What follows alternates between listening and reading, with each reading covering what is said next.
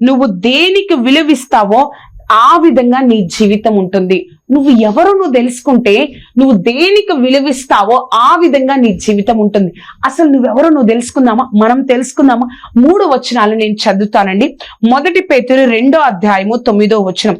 1 పేతురు 2వ అధ్యాయము 9వ వచనం.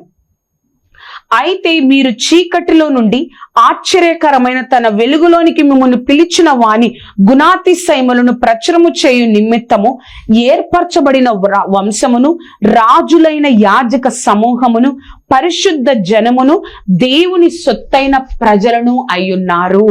ఎవరండి?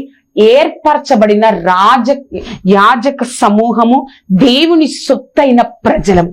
మనం ఎవరో మనం తెలుసుకొని ప్రవర్తిస్తే ఆ విధంగా మన జీవితాలు ఉంటాయి.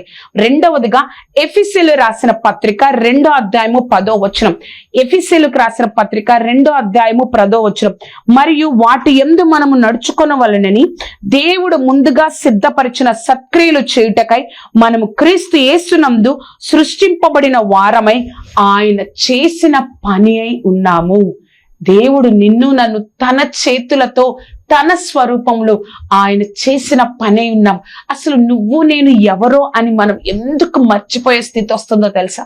మనం దేవుడితో గడపకపోవడం వల్ల, మనం దేవుడితో నిలబడకపోవడం వల్ల, దేవుడు చెప్పిన మాటను వినకపోవడం వల్ల అనేక సార్లు నువ్వు నేను మనం ఎవరమో మర్చిపోయి ఈ లోకంలో నువ్వు నేను జీవిస్తా ఉన్నాం. చివరిగా ఒక వాక్యాన్ని చూద్దామండి.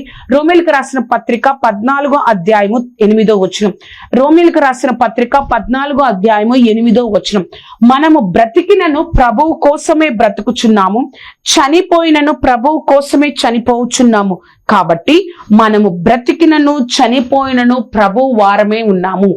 ఇటువంటి కమిట్మెంట్ మనకు ఉండాలండి. నువ్వు ఏదన్నా ఉద్యోగం చేస్తున్నావా? దేవుడు నన్ను చూస్తున్నాడు, నేను జాగ్రత్తగా ఉండాలి. ఒక కుటుంబంలో ఉన్నావా? ఒక జీవితంలో ఉన్నావా? ఒక వృద్ధాప్యంలో ఉన్నావా? నా కుటుంబం కోసం నేను ప్రార్థన చేయాలి, నా కుటుంబాన్ని జ్ఞానంతో కట్టుకోవాలి, దేవుడి సహాయంతో కట్టుకోవాలి. బ్రతికినా దేవుడి కోసమే, చనిపోయినా దేవుడి కోసమే.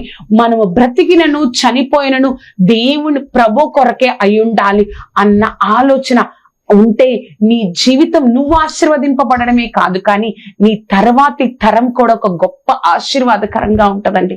దేవుడు మనతోనే మాట్లాడుతా ఉన్నారు, దేవుడు మనతోనే మాట్లాడుతున్నారు. దేని యందు నీ యొక్క దృష్టి ఉంది? దేనికి నువ్వు నీ జీవితంలో విలువిస్తా ఉన్నావు? ఒక్కసారి జ్ఞాపకం చేసుకో. ప్రభా, నేను ఎవరో నాకు తెలిసిందయ్యా, యాజక సమూహాన్ని, ఏర్పరచబడిన జనాంగాన్ని, నీ పనై ఉన్న ప్రజలమయ్యా. నేను దేనికి నేను విలువిస్తున్నాను? ఈ లోకానుసారంగా ఒక వ్యక్తిగా, ఈ లోకానుసారంగా ఎన్నో వ్యసనాలకు నేను విలువిస్తున్నానా? ఈ లోకానుసారంగా ఆ యొక్క పనికి మాలిన ఆ యొక్క టీవీ ప్రోగ్రాములు కదా, నేను దేనికి నేను విలువిస్తా ఉన్నాను? ఒక్కసారి నిన్ను నువ్వు సరి చేసుకొని దేనికి నువ్వు విలువిస్తావో ఆ విధంగానే నా జీవితం ఉంటది. కాబట్టి మనం దేనికి విలువిస్తున్నామో ఆ విలువను మనం మర్చిపోతే పరిపూర్ణమైన ఆశీర్వాదాన్ని నా జీవితంలో మనం పొందుకోలేం, పరిపూర్ణమైన సంతోషాన్ని నా జీవితంలో మనం పొందుకోలేం. నువ్వు దేనికి విలువిస్తున్నావో ఆ విధంగా మనం జీవించినట్లయితే మనం బహు గొప్పగా ఈ లోకంలో ఆశీర్వదింపబడతాం కదా. ఏసావు జీవితాన్ని దేవుడు మన ముందుంచారు, సంసోను జీవితాన్ని దేవుడు మన ముందుంచారు. అసలు నువ్వు ఎవరో తెలియచేశారు. ఇవన్నింటిది విన్నా కూడా నువ్వు నీ జీవితంలో ఇంకా నీ ఇష్టానుసారంగా నీ లోకమైన ఆశలకు, ఈ లోక తలంపులకు నువ్వు నేను విలువిస్తామా? మనం అనేకమైన ఆశీర్వాదాలు కోల్పోతాం. ఒక కుటుంబంలో ఒక దుఃఖకరమైన, ఒక బాధాకరమైన జీవితాన్ని జీవించే వ్యక్తులుగా నువ్వు నేను ఉంటాం. ఒక్కసారి జ్ఞాపకం చేసుకో. ప్రభా, నేను నీలో నిలబడాలయ్యా, నీలో అంటగట్టబడాలయ్యా. నేను దేనికి విలువిస్తున్నాను నా జీవితంలో నాకు తెలియచేసి దానిని నాకు దూరం చేయి ప్రభా అని నువ్వు ఎప్పుడైతే ప్రార్థన చేస్తావో దేవుడు విడిచిపెట్టే దేవుడు కాదు. నువ్వు నా మాట వినలేదని నిన్ను దూరం చేసుకునే దేవుడు కాదు. మరలా తన నిత్యమైన కృపతో, వాత్సల్యముతో నీకు మరొక అవకాశాన్ని మనకు అందరికీ అనుగ్రహించి దేవుడు దేనికైతే నువ్వు విలువివ్వాలో దానికి విలువిచ్చేటట్లుగా దేవుడు నిన్ను నిలబెట్టగలడు. ఎంత గొప్ప దేవుడో కదా. ఒక్కసారి జ్ఞాపకం చేసుకో. దేవుడు తప్పక నీ జీవితంలో కార్యం జరిగిస్తాడు. దేవుడు తప్పక నీ జీవితంలో నిన్ను నిలబెడతాడు. ఒక్కసారి నువ్వు జ్ఞాపకం చేసుకో. అర్థమవుతుంది కదా అండి? నువ్వు నేను మనం దేనికి విలువిస్తున్నాం? ఆ గొప్ప దేవాది దేవుడు నీతో నాతోనే మాట్లాడుతున్నారు. ప్రార్థన చేసుకుందాం. సర్వోన్నతుడా, సర్వాధికారి, సర్వశక్తిమంతుడా, నీ గొప్ప కృప, కాపుదల, భద్రత దేవా తండ్రి, నీ కృపతో నింపిన విధానాన్ని బట్టి వందనాలు. నాతో మాతో మా అందరితో మాట్లాడి కేవలం నీ నామాన్ని మహిమపరుచుకుంటున్నందుకు నీకు కోట్లాది కృతజ్ఞతలు దేవా. జ్ఞాపకం చేసుకోనండి, ఒక్కసారి జ్ఞాపకం చేసుకోనండి. నీ గొప్ప కృపను అనుగ్రహించండి సర్వశక్తిమంతురా. నీ నామ మహిమార్థము కాచి కాపాడండి అయ్యా. నీ కృప రెక్కల క్రింద భద్రపరచండి సర్వాధికారి. నీ గొప్ప కార్యం జరిగించుకోనండి దేవా. ఆశ్చర్యకరుడా, అద్భుతకరుడా, నీ శక్తిని అనుగ్రహించండి. ఎవరైతే ప్రభా నీ బిడ్డలైన వారి కార్యక్రమం చూస్తున్నారో ప్రభా, నేను అనేకమైన వాటికి